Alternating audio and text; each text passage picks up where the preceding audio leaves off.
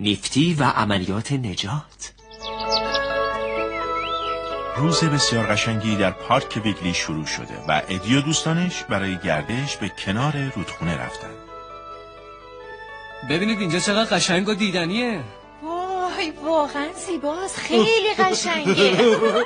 خون رو نگاه کن، داره با بچه‌اش تو رودخونه شنا میکنه.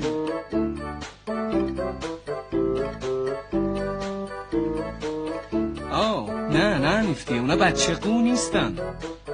ولی به نظر من اونا بچه قو هستن ادی. ولی به اونا نمیگن بچه قو دوست من. اگه راست میگی به اونا چی میگن جناب عقل کل؟ جوجه قو. به اونا میگن جوجه قو. نه خیر، خیال کرده من نادونم. به قوهای بزرگ میگن قو، ولی به بچه هاشون میگن بچه قو. خیلی خوب، حالا همراه من بیاین.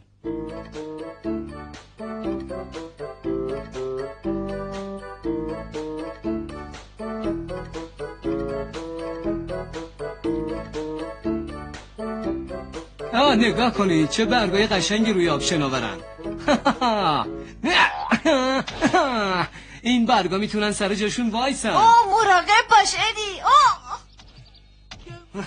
نگران نباش شلی، اینا حرکت نمی کنن.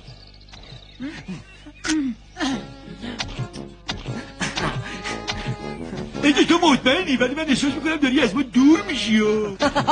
نه این برگا ریشه خیلی محکمی دارن، به راحتی میتونن وزن منو تحمل کنن. باید بگم ساقه های خیلی خوشمزه ای هم دارن.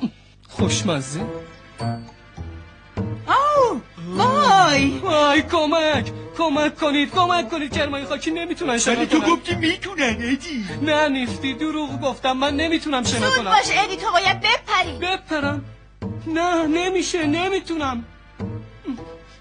امکان نداره، من یه کرم خاکیم و نمیتونم بپرم. همش تقصیر من بود. اگه من اون ساقه ها رو نمیخوردم اینطوری نمیشد. راستی اگه اون قوه ادی رو ببینه خیلی بد میشه.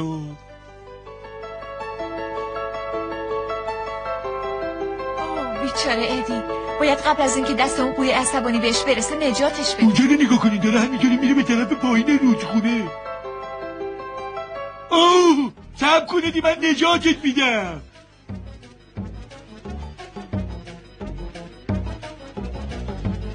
اومدم. نیفتی کمک. دارم میام دوست من.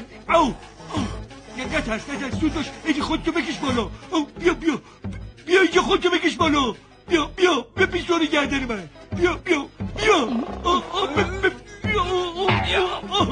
محکم باشه. سب کن. نه بابا داری خفم میکنی.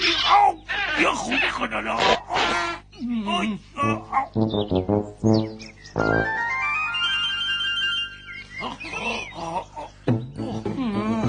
بیا پایین دیگه. تو واقعا یه قهرمانی نیفتی. کارت خیلی عالی بود نیفتی، تو جون منو نجات دادی دوست من. نمیدونم چطوری ازت تشکر کنم نیفتی.